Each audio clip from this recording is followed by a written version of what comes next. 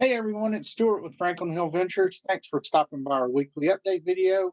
Today we're going to talk about 12 sales that we've had over the last week. That would be 8 in our online marketplaces, 4 in our booths. If you like what you see, make sure you click the like button. If you have any questions about anything that you see, leave a comment and I'll get back to you and do my best to answer any questions you might have.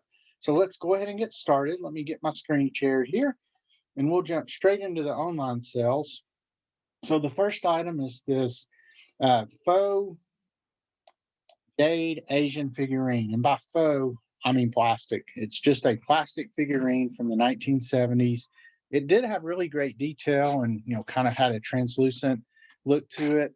This sold really quick. I listed it on Facebook Marketplace and it sold within, maybe an hour or two of listing it. The buyer also paid shipping, so sold for $19 plus shipping. So really good quick sale. I mean, I love when things sell quick, and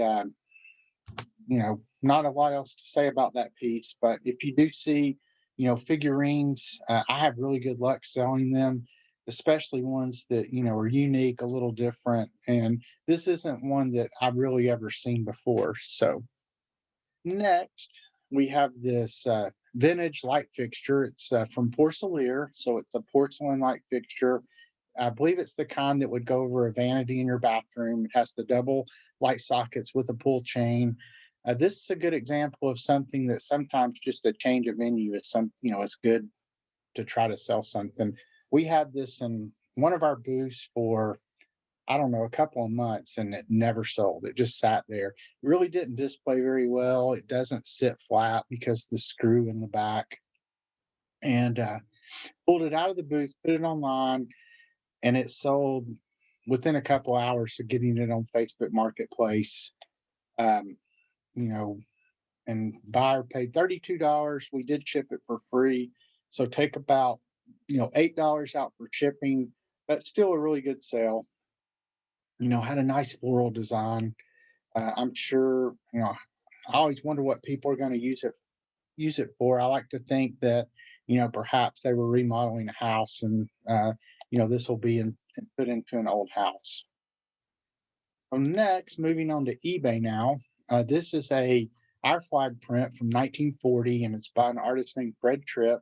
I got this at a thrift shop.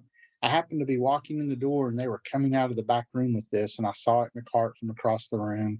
Got over there as quick as I could. Asked if I could look in the cart. They said sure. So I pulled this out, and the really cool thing about it, I mean, it's a nice print from 1940, but on the back, it's got all the information about the print, and then the fact it was given as a Christmas present to somebody, uh, you know, in 1940. The painting was painted by Fred Tripp. The original sits in the sanitarium in Missouri, and I believe that's also where the artist was at one point. I don't believe he was there when he painted it, but he was a former patient. So really cool item. Timing's everything.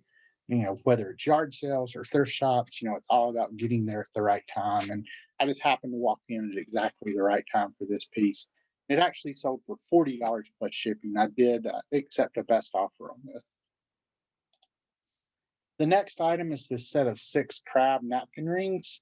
Very realistic looking. Other than they're smaller than a crab, they look almost exactly like a crab. These went to Germany, sold for $25 plus they paid the eBay standard international shipping. So if you're not using that, I would look into it. We sell a ton of overseas stuff, mainly through eBay using the eBay standard international, although we'll ship international on any platform. We just ship direct USPS on the other platforms like Etsy or Macari. I know that some people use the pirate ship simple export rate, and I've heard really good things about that. And we'll probably look into it at some point. But right now, most of our international sales are on eBay with the eBay Standard International. The next item will be, as soon as I can get my Zoom meeting sharing bar to move, it'll be this 1944 Oxford Book of Common Prayer in the original box. We picked this up at an estate sale. Didn't pay more than $2 or $3 for it. It was in with all the other books, and all the books were one price. So you can see we sold this for $35 with free shipping. This went media mail, so probably not more than $3 or $4 to ship. This is a good example of religious items. Those sell really well, whether it's vintage Bibles or vintage Bible type items like the Book of Common Prayer, study guides, really anything from the 1800s all the way up through the 40s and 50s. We've had really good luck with children's Bible story books, with cool illustrations. Those always sell well. It's sell well too. And next, and once again, I've got to wait till my Zoom bar pops back up. So we have this World Fair book from 1983.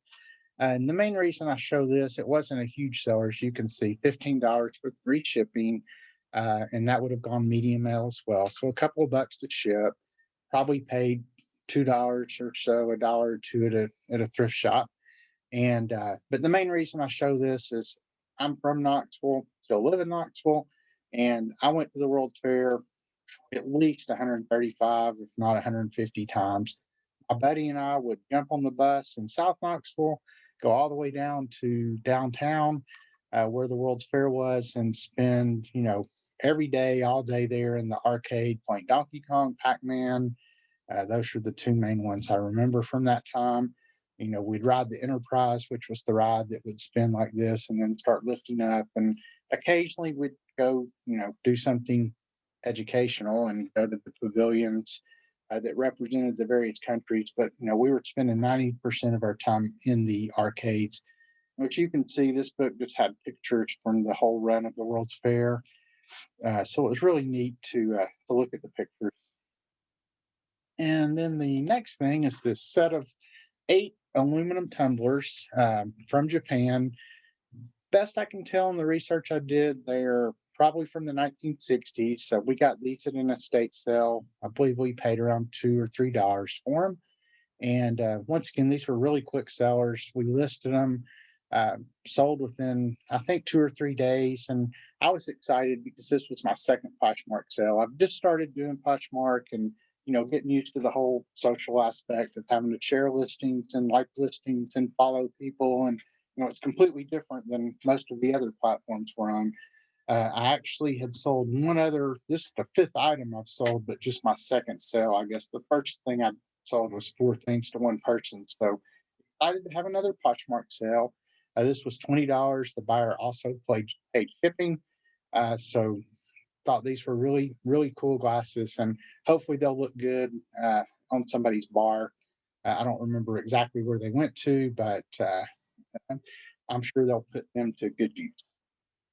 And then the last thing is this Spode Christmas tree lasagna / casserole dish. This sold, via Instagram. I've started anything I post now, I put on Instagram with the price.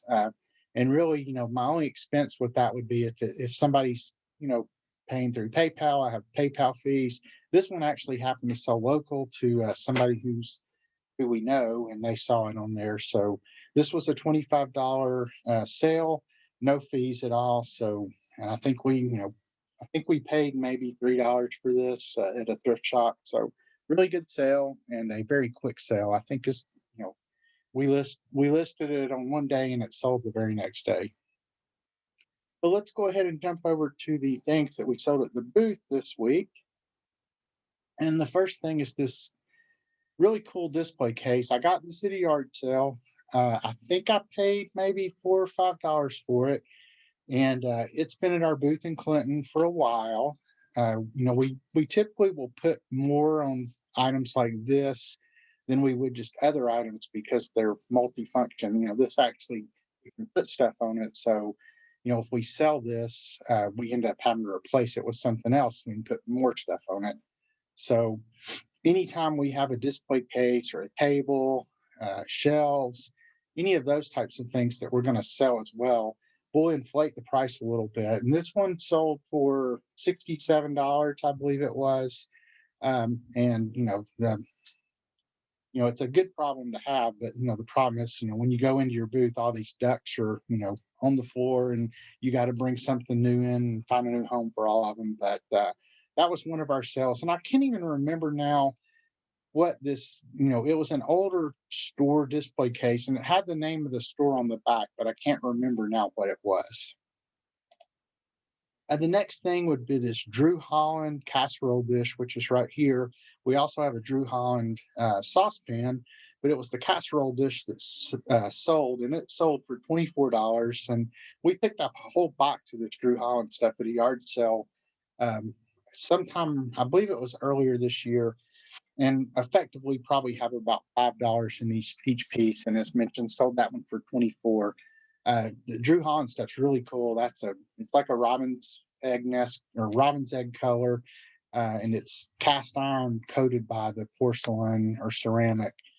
So the people who bought this had, they had like a full set of it, but did not have this particular casserole dish. So uh, they were really excited to get it.